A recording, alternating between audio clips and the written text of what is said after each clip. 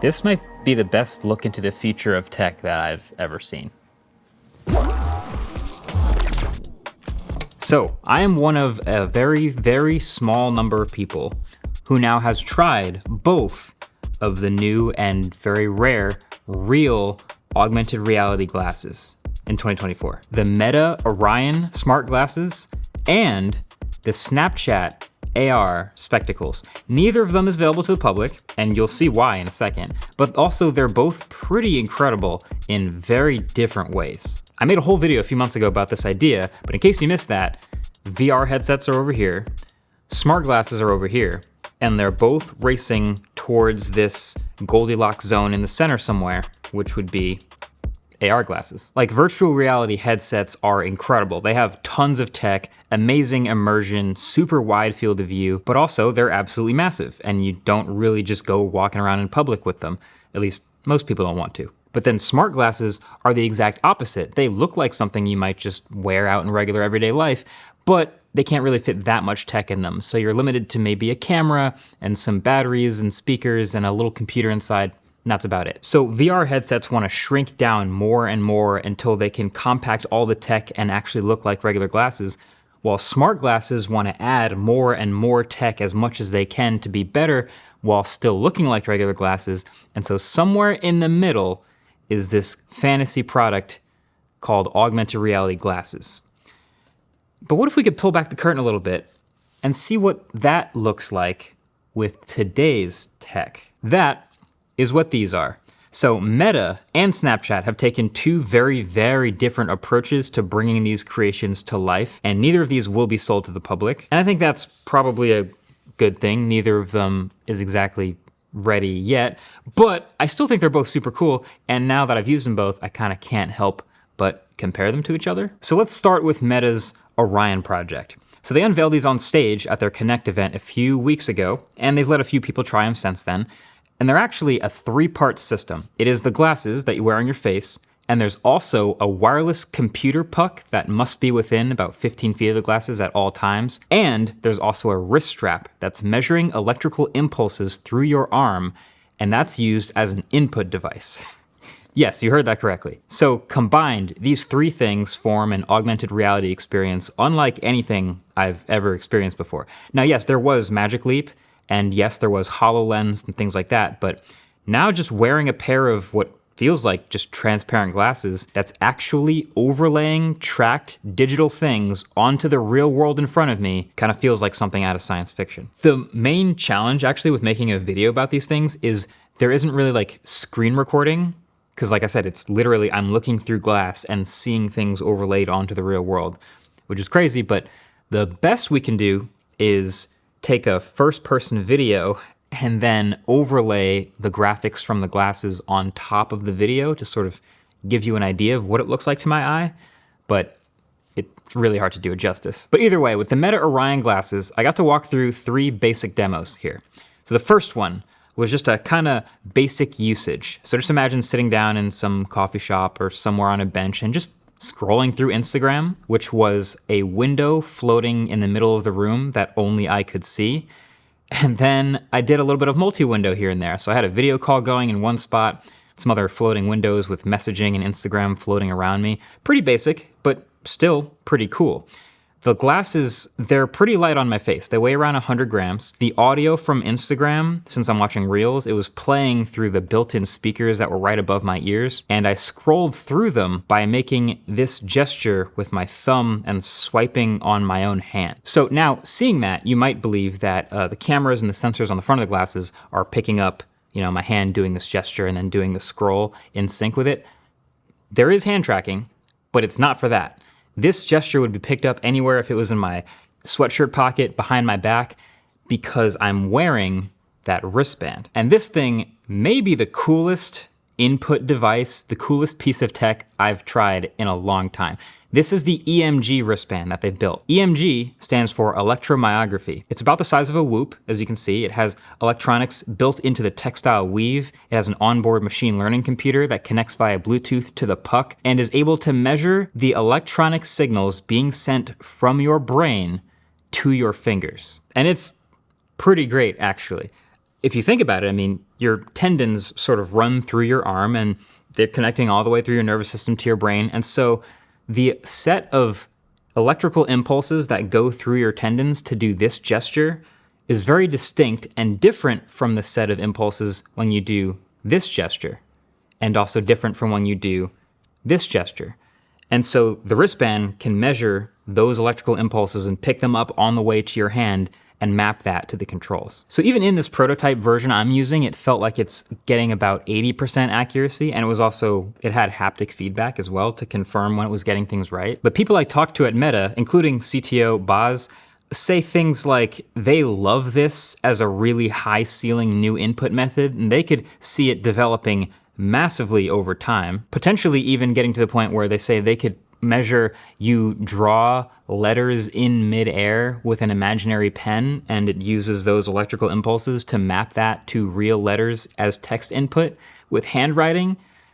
It's crazy. So either way, it's working for scrolling through Instagram here as I'm looking at it in the glasses. I'm also looking at the Instagram app with my eyes to make sure that's what I'm controlling, because there is eye control. And scrolling with the gesture, it's working. That by itself is pretty cool, but they weren't done. The second demo was walking up to a table with a bunch of ingredients on it, looking at it and doing a gesture, and then asking the built-in AI, what type of smoothie could I make with this stuff? And of course, there's cameras on the front, and Meta's AI looks at the camera feed, sees a bunch of clearly labeled ingredients, and then the most recognizable fruits of all time sitting on a contrasty table, and then decides, you could make a pineapple smoothie with matcha. Great. But that's not what the most impressive part of that was to me. What was impressive was the nice little touch of AR, which was these little blue dots that appeared and then tracked onto the ingredients on the table, labeling each thing, and then staying on those things as I moved around and looked around the space. It's such a little thing, but it made a big difference. Again, you have to realize it doesn't look amazing through this video, but in real life, just picture yourself looking at objects through your glasses and seeing labels pop up over them. Like that was like sci-fi, it was amazing. But so then the third and final demo was probably the coolest because it was also a shared spaces demo.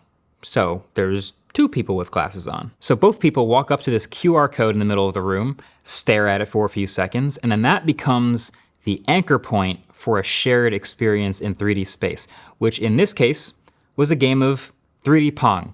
So with the sensors at the front, now it's just shifted to visually tracking my hand through the air and mapping that to a paddle, and it let me hit this ball back and forth, so I started getting kind of good at it, not gonna lie. Sorry, Ellis, competition is competition. Going hard in the paint, but yeah, this is just Pong in real life that only the people wearing the glasses can see.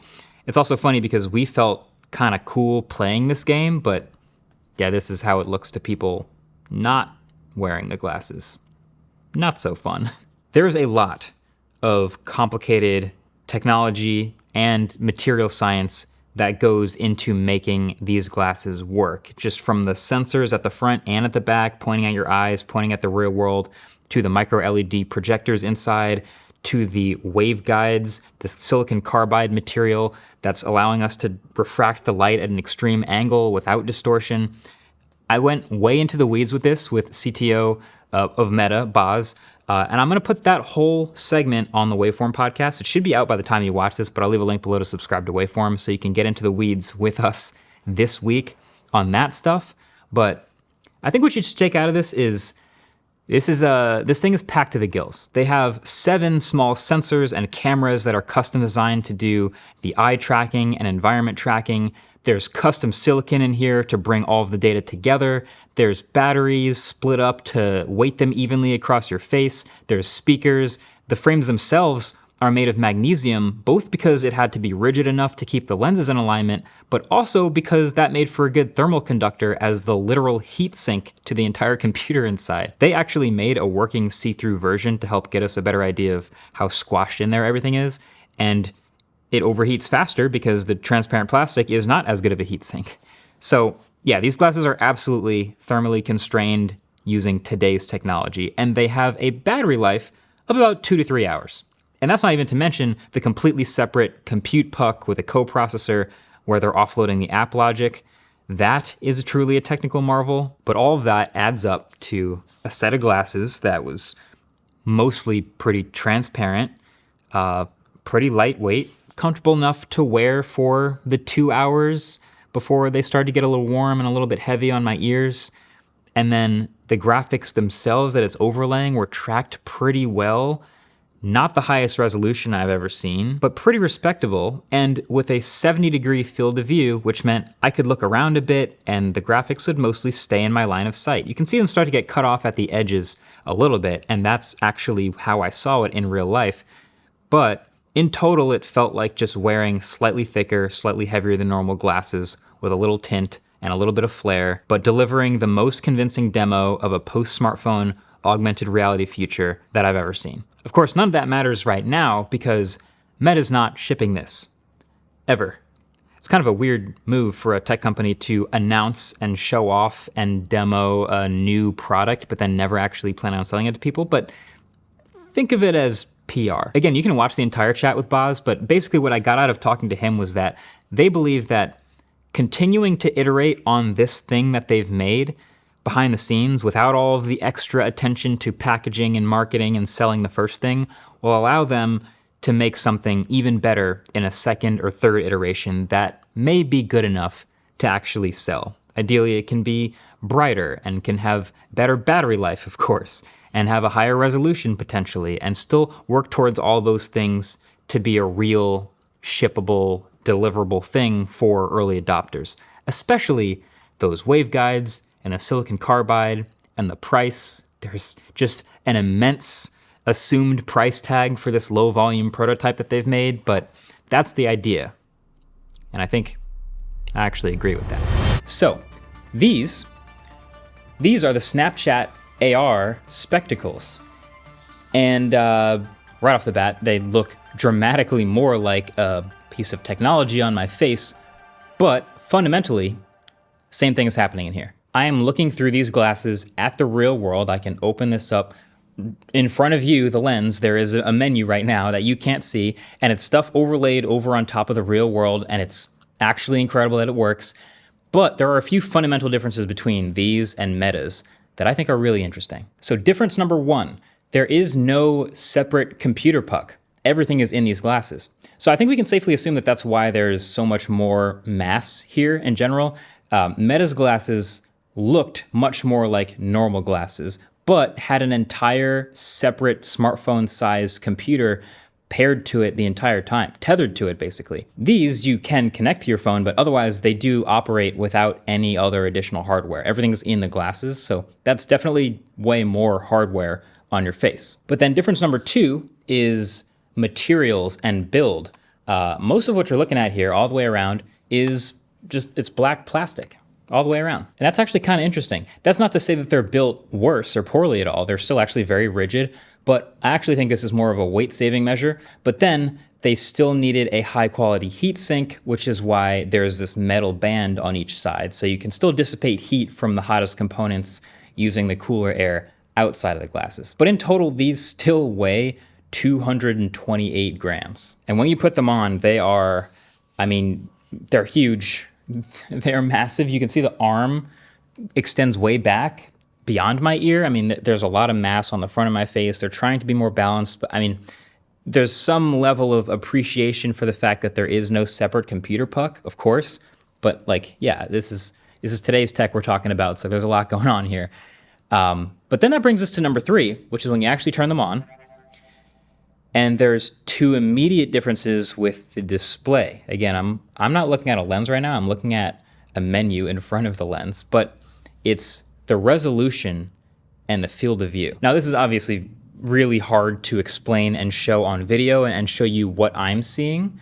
No eye tracking. It's just going to be hand-based and gesture-based. But on the Snapchat glasses, the resolution of the menus is dramatically higher. Everything is much sharper than the very pixelated looking Meta glasses. Honestly, close to like what Vision Pro looks like when I'm wearing those. But the field of view is significantly less. I think the number is 46 degrees versus Meta's 70 degrees.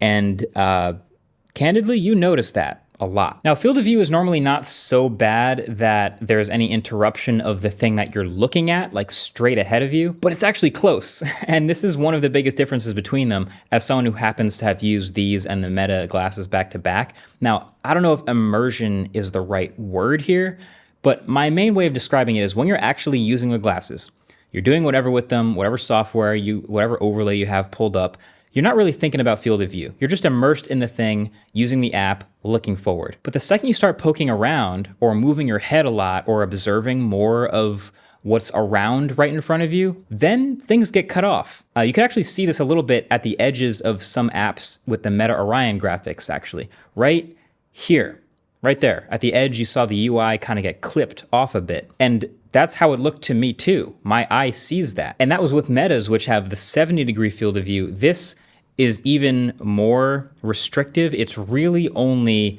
going to overlay things directly in front of you. And if you even turn a little bit, it gets clipped.